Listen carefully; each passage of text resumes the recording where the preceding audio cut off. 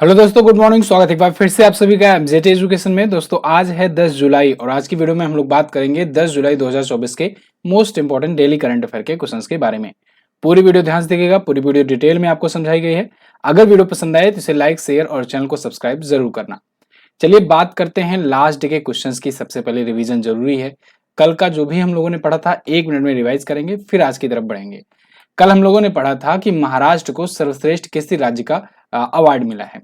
उत्तर प्रदेश सरकार ने नेपाल और उत्तर प्रदेश के बॉर्डर पर भारत मित्र वन स्थापित करने की घोषणा की है। इसके तहत पौधे लगाए जाएंगे। प्रेस इंफॉर्मेशन ब्यूरो के नए महानिदेशक बन गए हैं धीरेन्द्र ओझा। और 9 से 11 जुलाई तक नाटो शिखर सम्मेलन अमेरिका के वाशिंगटन डीसी में आयोजित हुआ। भारत के आधुनिक हल्के टैंक जोरावर का अनावरण किया गया। इसको बनाया है डीआरडीओ और एलएनटी ने मिलकर के। एनसीपीसीआर ने अभी हाल ही में अभ्रक खादानों को बाल श्रम मुक्त घोषित किया है। ये झारखंड की अभ्रक खादानों में ऐसा किया गया है। इंडिया बुल्स हाउसिंग फाइनेंस अब सम्मान कैपिटल के नाम से जाना जाएगा। रेचल रिप्स ये ब्रिटेन की पहली महिला फाइनेंस मिनिस्टर बन गई हैं। एशियाई स्क्वैश डबल चैंपियनशिप में भारत ने 2 खिताब जीते हैं, एक पुरुष युगल का और एक मिश्रित युगल का। एफएटीएफ के नए अध्यक्ष एलिसा डी आंद्रा बनाई गई हैं। ये मैक्सिको की रहने वाली हैं। ये टॉप 10 करंट अफेयर के क्वेश्चंस थे कल की वीडियो से, जिनका आपने किया है क्विकली रिवीजन 1 मिनट में। अब आज की करंट अफेयर हम लोग देखेंगे, लेकिन उससे पहले मैं आपको बता दूं एमजेटी ऐप पर आप इसकी क्विज पीडीएफ बिल्कुल फ्री में प्राप्त कर सकते हो। ऐसे ही डेली, मंथली, वीकली सबकी क्विज और पीडीएफ आपको यहाँ पर फ्री में मिल जाएगी और भी बहुत सारे स्टडी मटेरियल्स मिल जाएंगे। इसके अलावा आप हमारी ई बुक्स और वीडियो कोर्सेज भी यहाँ से ले सकते हो। चलिए देखते हैं पहला क्वेश्चन है पेरिस ग्रीष्मकालीन ओलंपिक 2024 के लिए भारतीय टीम का सेफ डी मिशन किसे नियुक्त किया गया। तो पेरिस ओलंपिक होने वाला है बस, और इसके लिए भारतीय टीम का सेफ डी मिशन दोस्तों गगन नारंग को चुना गया है।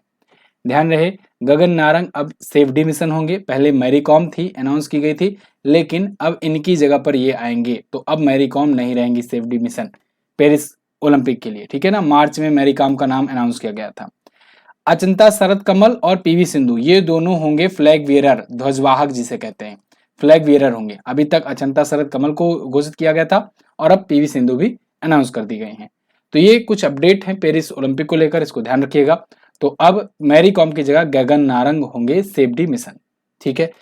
गगन नारंग आपको पता हो ये कांस्य पदक जीते थे जब हुआ था दोस्तों लंदन ओलंपिक 2012 वाला, तब इन्होंने ब्रॉन्ज मेडल जीता था गगन नारंग, ठीक है। और अचंता शरत कमल टेबल टेनिस से हैं, बैडमिंटन की हैं पीवी सिंधु। ये दोनों ध्वजवाहक के रूप में जाएंगी, मतलब अपने अपने टीम का नेतृत्व करेंगे। मैं आप जानते हो पिछले पिछले ओलंपिक से ही ये प्रथा शुरू की गई कि पुरुष खिलाड़ियों के लिए और महिला खिलाड़ियों के लिए अलग अलग फ्लैग बियरर जो है वो घोषित किए जाते हैं। तो ये होगा, ये आप ध्यान रखना। और वहीं मैंने आपको बताया एथलेटिक दल का नेतृत्व नीरज चोपड़ा करेंगे। कल की वीडियो मैंने अपडेट दिया था। अब देखो पेरिस ओलंपिक आने वाला है, तो अब पेरिस ओलंपिक से रिलेटेड बहुत सारे अपडेट, बहुत सारे क्वेश्चंस बनते नजर आएंगे आपको। कभी स्पॉन्सर कोई बनेगा, कभी मतलब नए नए अपडेट आपको देखने को लगातार मिलते रहेंगे।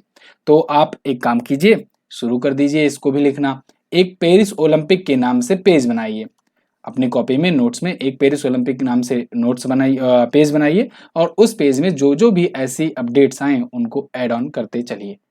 फिलहाल भारतीय ओलंपिक संघ की अध्यक्ष हैं पीटी उषा। अगला, जनरेटिव एआई इनोवेशन इंडेक्स में भारत किस स्थान पर है। तो जनरेटिव एआई इनोवेशन इंडेक्स अभी जारी की गई और इसमें भारत आया 5वें नंबर पर। जनरेटिव एआई मतलब आर्टिफिशियल इंटेलिजेंस ही है, और जनरेटिव एआई मतलब कि ऐसा आर्टिफिशियल इंटेलिजेंस जो अपने आप को जनरेट कर रहा है, लगातार लगातार इंप्रूव कर रहा है। तो ऐसे जनरेटिव एआई में इनोवेशन के इंडेक्स में भारत किस स्थान पर है। ये एक रैंकिंग जारी की गई है कि कितने ऐसे स्टार्टअप्स हैं, कितने ऐसे जो पेटेंट हैं जो जनरेटिव एआई के मदद से बनाए गए हैं, मतलब एआई के थ्रू जनरेट किए गए हैं और उन पर उन्होंने पेटेंट किया हुआ है। पेटेंट मतलब जैसे कि मान लीजिए एआई के थ्रू मैंने कुछ बनाया और जो कुछ भी बना उसका मैंने पेटेंट करवा लिया कि चलो इसको सबसे पहले हमने बनाया है, ये हमारा एक मतलब कि हमारी खोज है, हमने एआई की मदद से बनाया। तो जनरेटिव एआई यही कर रहा है। तो अब यहाँ पर कितने पेटेंट कराए गए हैं इसको लेकर के, कितने स्टार्टअप द्वारा या किस देश के द्वारा कितने पेटेंट अभी तक कराए गए हैं, इसको लेकर के ये इंडेक्स जारी की गई। तो अब इस इंडेक्स में जानते हो पहले पर कौन है। चाइना ने 38,210 पेटेंट कर दिए हैं, करा लिए हैं अपने। अमेरिका दूसरे पर है 6,276 पेटेंट के साथ। तीसरे पर साउथ कोरिया है 4,155 पेटेंट के साथ। चौथे पर जापान 3,400 पेटेंट और भारत 5वें नंबर पर है 1,350 पेटेंट। ठीक है ना। यहाँ पर तो जनरेटिव एआई का यूज सब मीम्स बनाने में करते हैं ज्यादा। फिलहाल अब देखो इसी में है, जैसे कोई चैट जीपीटी बना दिया। चैट जीपीटी एक टूल हो गया और उस टूल की मदद से कितनी सारी चीजें हो रही हैं, आप देख ही रहे हो। तो ऐसे ऐसे पेटेंट सब किए जा रहे हैं। चाइना सबसे ज्यादा ऐसे प्रोडक्ट और पेटेंट्स किया हुआ है। आगे बढ़ते हैं।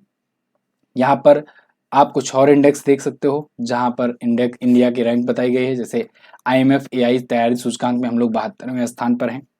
वैश्विक ऊर्जा संक्रमण सूचकांक में हम लोग 63वें पर है। ये इंपॉर्टेंट रैंकिंग है, पूछी जाती है।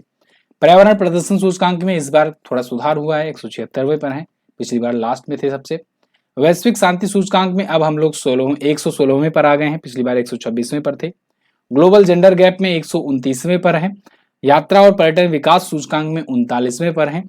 एम्बर की सौर ऊर्जा उत्पादन में हम लोग तीसरे पर हैं। विश्व प्रेस स्वतंत्रता सूचकांक में 159वें पर और सबसे सस्ते पासपोर्ट के मामले में दूसरे नंबर पर है। ये इंडिया की रैंक है विभिन्न सूचकांक में।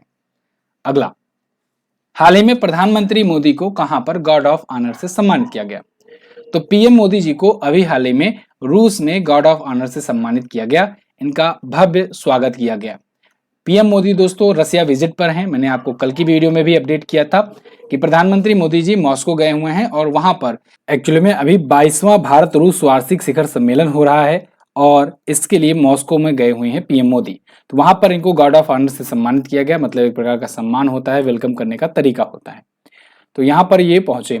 अच्छा, एक चीज और, इस सम्मेलन में क्योंकि ये दो ही देशों के बीच में है, भारत और रूस के बीच में ही होता है, तो पीएम मोदी और व्लादिमीर पुतिन दोनों ही इस सम्मेलन की सह अध्यक्षता करेंगे। ठीक है। पीएम मोदी को 2019 में ही वहां का सर्वोच्च सम्मान मिल चुका है। ठीक है ना। Order of the holy apostle Andrew the first नाम से पुरस्कार होता है। रूस का सर्वोच्च राजकीय सम्मान होता है, जैसे अपने यहाँ भारत रत्न होता है वैसे वहां पर। तो इसको वो 2019 में ही पाए थे, रूस की तरफ से दिया गया था। रूस में भारत के राजदूत आज के टाइम पर विनय कुमार जी हैं। ठीक है। तो यहाँ मैंने आपको कल की वीडियो में क्या बताया था कि वहाँ G7 हो रहा है नाटो का शिखर सम्मेलन, नाटो शिखर सम्मेलन हो रहा है और इधर रूस में पीएम मोदी का यहाँ रसिया इंडिया शिखर सम्मेलन हो रहा है। टाइमिंग बड़ा इंपॉर्टेंट है। चलिए, अब पिछले दिनों में पीएम मोदी को कहाँ पर कौन कौन से अवार्ड मिले हैं किन किन देशों के द्वारा, उनको हम लोग रिकॉल कर लेते हैं। ये पेज सेव कर लीजिएगा, सब जगह आपको नहीं मिलेगा, एक्सक्लूसिव है ये बिल्कुल। अभी देखो गार्ड ऑफ ऑनर से ये तो मतलब एक प्रकार का सम्मान है, इसको नहीं जोड़ेंगे हम लोग। ऑर्डर ऑफ द ल्यूक गलापो, ये भूटान के द्वारा दिया गया, अभी 2024 में ही मिला था। Companion of the order of लोगोहू Papua New Guinea ने सम्मानित किया 2024 में। Companion of the order of Fiji, ये 2024 में ये भी सम्मानित किया गया। और इसके अलावा grand cross legion of the honour, ये फ्रांस में सम्मानित किया गया 2023 में। लोकमान्य तिलक और राष्ट्रीय पुरस्कार, ये भारत द्वारा दिया गया 2023 में। पलाऊ गणराज्य द्वारा इबाकल पुरस्कार, ये पलाऊ में मिला 2023 में। और ऑर्डर ऑफ द नाइल, ये मिला है मिस्र के द्वारा 2023 में। क्लियर। ये तो कुछ अवार्ड हैं, और भी अवार्ड मिल चुके हैं पीएम मोदी से 2014 में, जब से ये पीएम बने तब से। इस पर मैंने आपको एक डिटेल वीडियो दी थी, आप उसको सर्च करके देख सकते हैं। आप लिखिएगा PM Modi award MJT education, आपको वीडियो मिलेगी।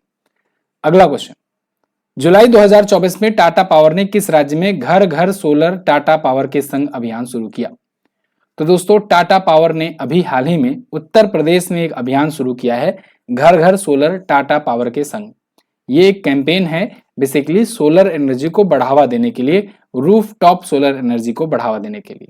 तो इन्होंने 10 लाख घर का एक टारगेट बनाया हुआ है जिनको रूफ टॉप सोलर ये सुविधा प्रोवाइड कर सकें। अब इसके तहत ये सब्सिडी भी दे रहे हैं। तो उत्तर प्रदेश की और भारत सरकार की योजनाएं भी आप जानते हो, इसके लिए प्रधानमंत्री सूर्य घर योजना चल रही है और सूर्योदय योजना भी चल रही है। तो इसके तहत सरकार सब्सिडी भी देती है और 300 यूनिट तक का बिजली, 300 यूनिट तक की बिजली जो है ये भी माफ करने की बात की गई है। तो ऐसे में टाटा कंपनी आगे आई है और टाटा पावर की ही सब्सिडरी कंपनी है Tata power solar systems limited. इसने उत्तर प्रदेश में छतों पर सौर ऊर्जा लगाने के लिए, बढ़ावा देने के लिए ये योजना, ये अभियान शुरू किया हुआ है।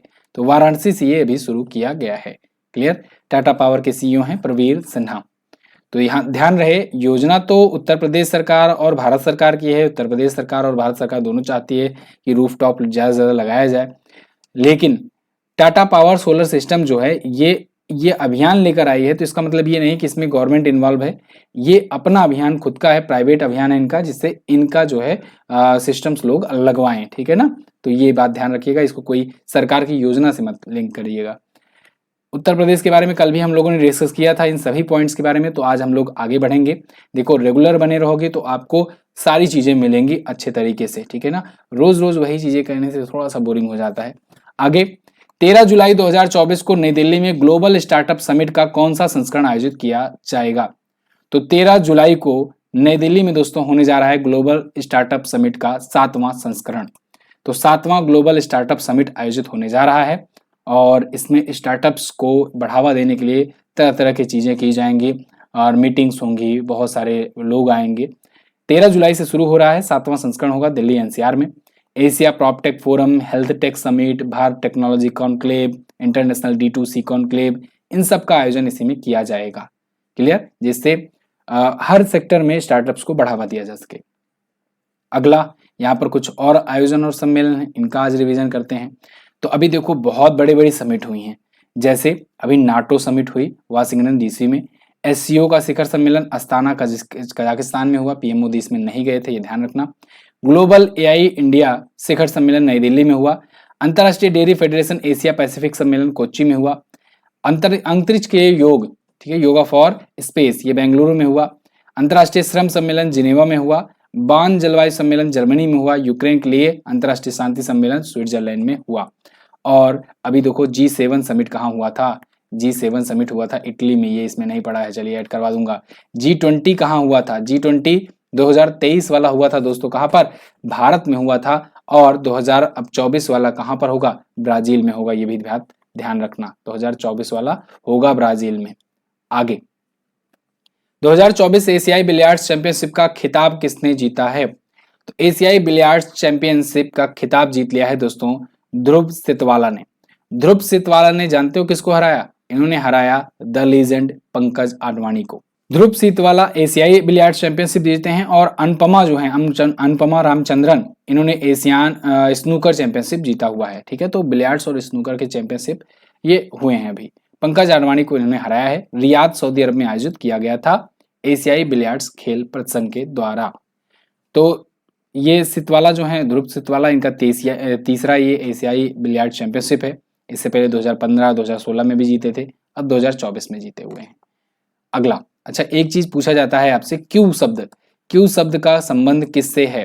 का संबंध किस खेल से है? ये बहुत पूछा जाता है, कॉमन क्वेश्चन है। तो आप बताइएगा ये स्नूकर या बिलियर्ड से है? स्नूकर या बिलियर्ड से है? बिलियर्ड से है। अगला क्वेश्चन है, हाल ही में उत्तर प्रदेश सरकार ने हाथरस भगदड़ के लिए किसकी अध्यक्षता वाली 3 सदस्यीय न्यायिक आयोग का गठन किया? तो हाथरस में अभी भगदड़ मची थी जिसमें 123 से ज्यादा लोगों की मृत्यु हो चुकी है, आप जानते हो। इस पर मैंने आपको वीडियो भी दी थी और मात्र 24 घंटे में 1 मिलियन प्लस लोगों ने उसे देखा भी, 1.3 मिलियन प्लस व्यूज हुए हैं उसमें, क्योंकि ये घटना भी दर्दनाक थी। 123 से ज्यादा लोग भगदड़ में दब करके कुचल करके मर गए, जिसमें महिलाएं और बच्चे थे। तो अब इस पर 3 सदस्यीय न्यायिक आयोग का गठन किया गया। अब चूंकि ये वैसी न्यूज थी इसलिए करंट अफेयर का कोई क्वेश्चन इसमें बनता नहीं था, ये एक्सीडेंटल न्यूज में काउंट होता है, तो ऐसा क्वेश्चन तो पूछा नहीं जाता, इसलिए इसको नहीं कवर कराया गया था। लेकिन अब जब इस पर कमेटी बैठाई गई है तो यहां से क्वेश्चन बन सकता है। 3 सदस्यीय न्यायिक आयोग का गठन किया गया है, एक कमीशन का गठन किया गया है। इस कमीशन की अध्यक्षता संभाल रहे हैं ब्रजेश कुमार श्रीवास्तव। ये पेशे से जस्टिस रह चुके हैं, जज रह चुके हैं, तो ये जुडिशियल होंगे जस्टिस ब्रजेश कुमार श्रीवास्तव जी। ये इलाहाबाद हाईकोर्ट के सेवानिवृत्त न्यायाधीश हैं, रिटायर्ड जस्टिस हैं। तो इनकी अध्यक्षता में ये आयोग गठित किया गया है और ये आयोग अब जांच करेगी अच्छे से ये हाथरस भगदड़ के पीछे कारण क्या था, एग्जैक्टली क्या हुआ था। तो इसमें इनकी टीम में, क्योंकि ये 3 सदस्य है तो 2 और हैं, 2 और में एक हेमंत राव जी हैं जो रिटायर्ड IAS अधिकारी हैं और एक भावेश कुमार जी हैं, ये भी रिटायर्ड IPS अधिकारी हैं। तो ये 2 और सदस्य होंगे। क्लियर, 2 महीने का समय है इनके पास, ये अपनी रिपोर्ट प्रस्तुत करेंगे और इनको बाकी भी सुविधाएं दी जाएंगी, जिनका भी सरकारी जिनके जो भी मशीनरी का यूज करना चाहेंगे ये कर सकते हैं, जांच पड़ताल अपने हिसाब से करने के लिए। अगला, हाल ही में किसको फ्रांस के सर्वोच्च नागरिक सम्मान knight of the legion of honour से सम्मानित किया गया?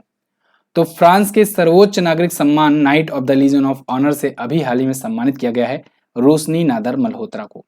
नाम आपको सुना सुना लग रहा होगा, रोशनी नादर। ये शिव नादर की बेटी हैं। शिव नादर कौन है? शिव नादर दोस्तों HCL के, हिंदुस्तान कंप्यूटर्स लिमिटेड के ये फाउंडर हैं और चेयरमैन एमरेटिस हैं अभी के टाइम पर।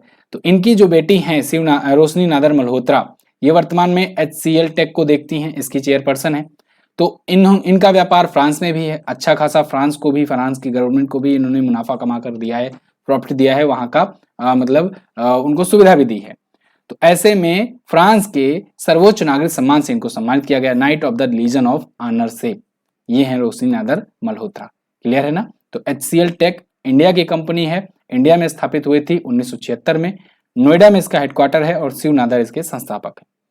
और वहीं सेवेलियर डी ला लीजन दो होनूर, जिसे knight of the legion of honour कहते हैं, ये पुरस्कार नेपोलियन बोनापार्ट ने शुरू किया था 1802 में। ये कुछ और पुरस्कार सम्मान हैं पिछले दिनों में जो दिए गए, आज रिवीजन करेंगे। सोपाना कलिंगल को स्पाइस अवार्ड मिला है। डॉक्टर उषा ठाकुर को 12वां विश्व हिंदी सम्मान मिला है। संजना ठाकुर को कॉमनवेल्थ पुरस्कार मिला है। विलियन सुब्बैया को EY world entrepreneur of the year award मिला। कृष्ण प्रकाश को वार्षिक हिंदी साहित्य भारती पुरस्कार मिला।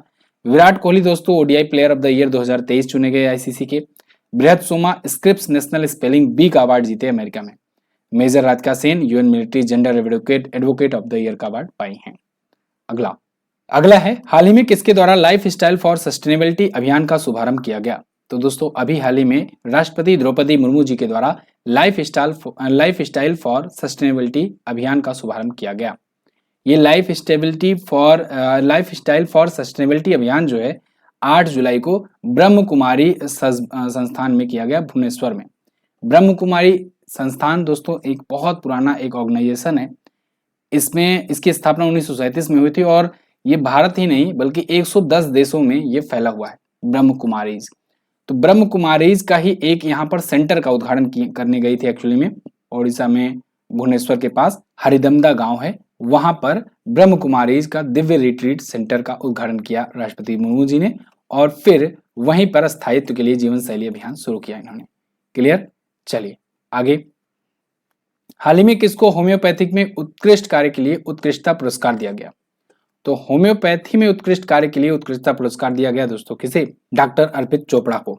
अर्पित चोपड़ा जी दोस्तों यहाँ पर आपको दिख रहे हैं, इनको CM मोहन यादव जी सम्मानित किए हुए हैं, मध्य प्रदेश के CM है जो कि। तो भोपाल के मेरिट होटल में एक NDTV MSME शिखर सम्मेलन आयोजित हुआ, वहां पर ये सम्मानित किए गए। ये दोस्तों आरोग्य होम्योपैथिक के ये संस्थापक हैं डॉक्टर चोपड़ा जी, और इनको सम्मानित किया गया है होम्योपैथी में इनके योगदान के लिए। अच्छा, होम्योपैथी दोस्तों एक चिकित्सा का प्रकार है, इसके जनक हैं doctor Samuel Hahnemann. Doctor Samuel Hahnemann है इसके जनक हैं, इसके खोजकर्ता थे और आविष्कारक थे कह सकते हैं एक प्रकार से, इसीलिए इनको होम्योपैथी का जनक कहा जाता है। और इनकी जयंती पर ही 10 अप्रैल को मनाते हैं होम्योपैथी डे। ये ध्यान रखना, होम्योपैथिक दिवस 10 अप्रैल को मनाया जाता है प्रत्येक वर्ष। भारत में इसके लिए एक मंत्रालय भी है, आयुष मंत्रालय, जिसके तहत ये भी आता है। आयुष मंत्रालय में आप जानते हो आयुर्वेदा, योग चिकित्सा, यूनानी चिकित्सा, सिद्ध चिकित्सा और लास्ट में H जो है वो है होम्योपैथिक। तो ये थे टॉप 10 करंट अफेयर के क्वेश्चन आज के दिन से। आई होप आपको वीडियो पसंद आई होगी, डिटेल के साथ कंटेंट था ये दोस्तों। वीडियो अगर पसंद आई है तो एक रिक्वेस्ट है, वीडियो को लाइक और शेयर जरूर कर देना। शेयर चाहे कर पाओ चाहे ना कर पाओ, इसके लिए फोर्सफुली नहीं करूंगा, लेकिन लाइक जरूर कर देना, इसके लिए मैं फोर्सफुली कहूंगा आपसे, क्योंकि यहाँ तक आप वीडियो देखते आए हुए तो इसका मतलब वीडियो आपको पसंद आई है और आप वीडियो लाइक जरूर कर दीजिए। सामान्य विज्ञान की रेलवे ई बुक भी है, इसको आप अगर लेना चाहे तो ले सकते हैं। और इसमें आपको बता दें 1100 प्लस क्वेश्चन हैं, इसमें एक्सप्लेनेशन भी है, थ्योरी भी है, प्रीवियस ईयर क्वेश्चन भी हैं और हमारी सभी ई बुक्स हिंदी और इंग्लिश दोनों लैंग्वेज में होती हैं। ये 4 साइज में है, कलरफुल डिजाइन के साथ, इसको आप ले सकते हो। इसके अलावा हाफ ईयरली की भी आ गई है। अच्छा, दोनों पुस्तकें हिंदी और इंग्लिश में है।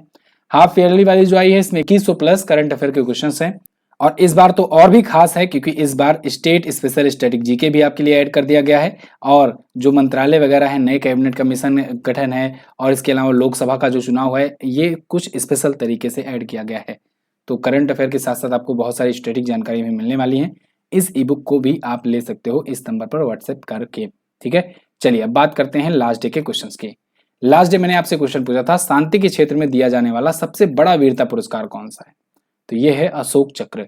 किसी राज्य के मुख्यमंत्री को शपथ किसके द्वारा दिलाया जाता है? तो राज्यपाल शपथ दिलाता है। आज आपको क्या बताना है? आज आपको बताना है महाराष्ट्र में पिंक लेक के नाम से जानी जाने वाली लोनार झील का रंग पिंक होने का प्रमुख कारण क्या है। अच्छा क्वेश्चन है, कमेंट करके जरूर बताइएगा। इसके अलावा डीआरडीओ की स्थापना कब हुई थी ये भी बता दीजिए। दोनों ही क्वेश्चन इजी हैं, अगर आप रेगुलर फॉलो करते होगे करंट अफेयर जरूर आंसर कर ले जाओगे। आंसर जरूर कीजिएगा और इसकी क्विज पीडीएफ वगैरह सब आपको एमजेटी ऐप पर मिलेगी ही। साथ ही साथ पीडीएफ मैं आपको टेलीग्राम पर भी भेज दूंगा, तो आप टेलीग्राम से भी डाउनलोड कर सकते हो। बहुत बहुत धन्यवाद यहाँ तक वीडियो देखने के लिए। मिलेंगे अगली वीडियो में, तब तक के लिए नमस्कार, जय हिंद, वंदे मातरम।